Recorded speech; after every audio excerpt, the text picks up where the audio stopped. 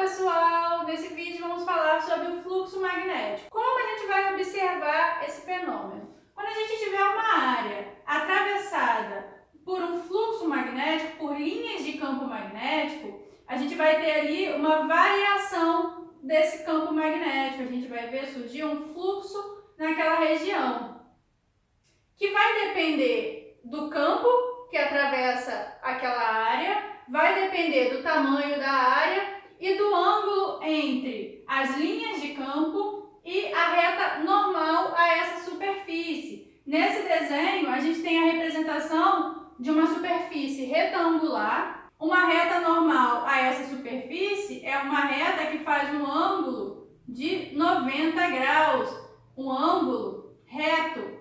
Então, essa reta normal vai nos dar o ângulo que vai nos ajudar a calcular o valor desse fluxo. Porque o fluxo magnético ele vai depender do valor do campo e da área, como eu já falei, mas também vai depender do cosseno do ângulo entre essa reta normal e as linhas de campo magnético. Então, esse ângulo aqui chamado de ângulo θ vai nos ajudar a calcular o valor do fluxo. Quanto maior for a área atravessada por essas linhas de campo, maior vai ser a quantidade de linhas de campo que vai passar ali naquela área. Portanto, maior é o fluxo magnético. Então, quanto maior a área, maior a quantidade de linhas de campo magnético passando, maior é o fluxo. Quando o campo ele for uniforme, quando esse campo magnético não for variável, e essa área também for uma área constante, não for uma área que está mudando de tamanho,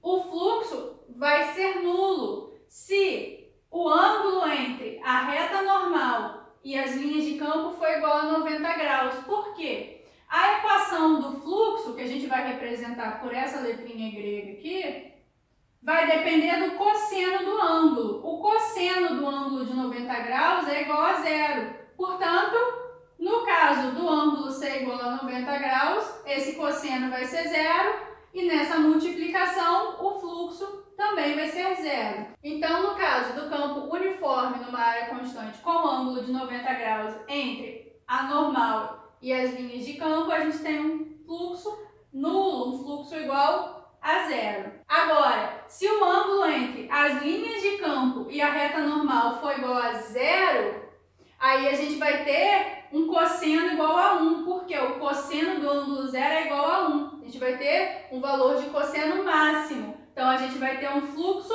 máximo.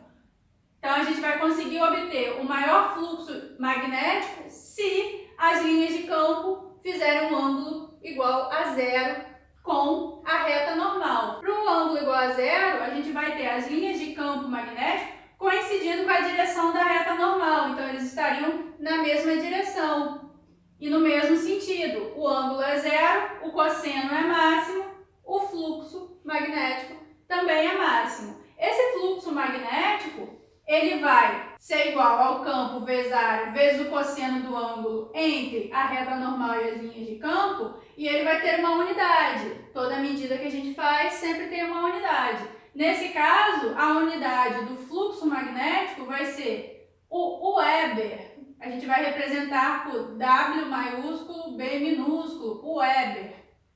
O campo é em Tesla, área metro quadrado. E a gente viu anteriormente que a gente consegue gerar campo magnético a partir do momento que a gente tem uma corrente elétrica circulando em um fio condutor. Então, quando a gente tem corrente elétrica em um fio condutor, a gente produz um campo magnético. O contrário também é possível, é o que a gente vai ver a partir de agora. O fluxo magnético, a variação de campo magnético vai produzir uma corrente elétrica, uma corrente induzida. É o que a gente vai ver a partir de agora, que é chamada de lei de Faraday. A gente vai começar a discutir os efeitos dessa lei de Faraday. Como eu estava falando anteriormente, o fluxo magnético em uma espira vai gerar uma corrente elétrica induzida, vai gerar uma FEM, uma força eletromotriz. Isso foi observado em 1831 pelo físico Michael Faraday, um físico experimental que observou esse fenômeno experimentalmente. Ao movimentar um ímã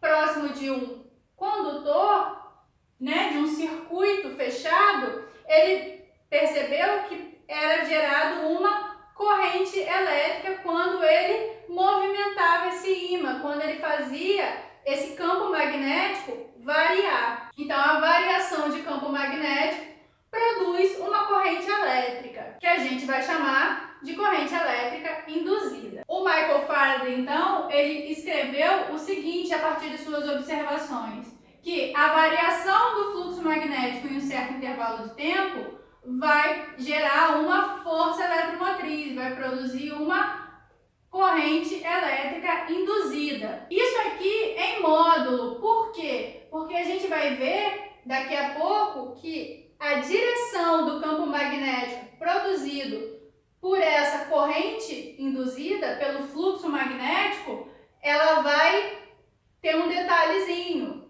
Lembra lá que campo magnético é um vetor, portanto possui direção e sentido. Essa observação do Faraday permitiu a gente construir essa ideia de que existe uma relação entre a variação de campo magnético resultando em uma corrente elétrica e ela nos permite calcular o módulo dessa variação, o módulo dessa FEM produzida, dessa FEM induzida.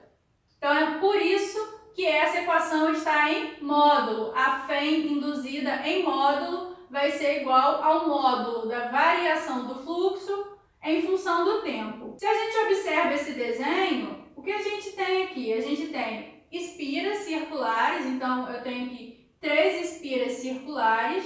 Quando a gente movimenta esse ímã, então se eu aproximo esse ímã, o que vai acontecer? O campo magnético aqui ele vai variar. À medida que eu vou aproximando o ímã das espiras, esse campo está aumentando. Vai gerar uma corrente elétrica nessas espiras, vai produzir uma corrente elétrica induzida nessas espiras. E essa corrente elétrica induzida vai gerar um campo magnético, porque a gente já tinha visto lá atrás, com o experimento do Ørsted, que corrente elétrica produz campo magnético. Então agora a gente está vendo o inverso, variação de fluxo magnético gerando corrente elétrica. Então a lei de Faraday, ela é uma lei que foi escrita a partir de uma observação experimental e que vai nos ajudar a calcular o módulo dessa corrente induzida. O Lenz, um físico alemão, a partir das observações do Michael Faraday,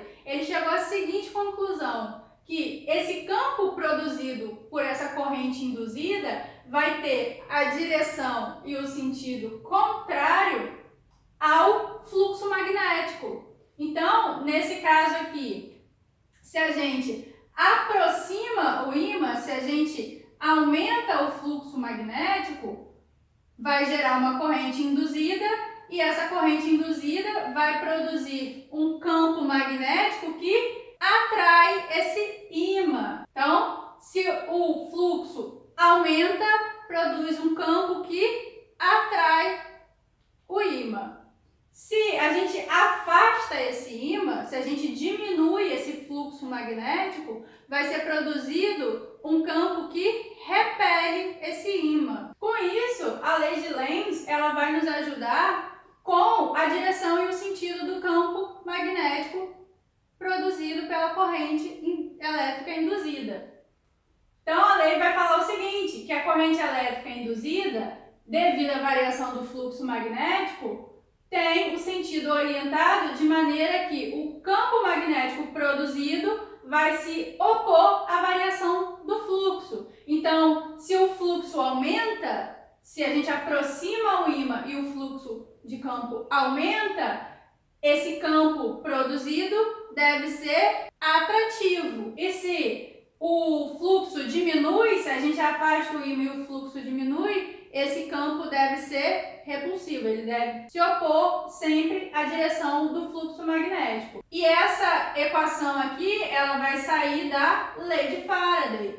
Essa equação não vai estar em módulo e vai surgir esse sinal negativo justamente para representar essa oposição do campo produzido ao fluxo magnético, que sempre vai estar no sentido oposto. Essa oposição das correntes elétricas fluxo magnético é justamente a lei da conservação de energia. Então, o resultado dessa oposição das correntes induzidas com o fluxo magnético que está produzindo é resultado da lei da conservação de energia.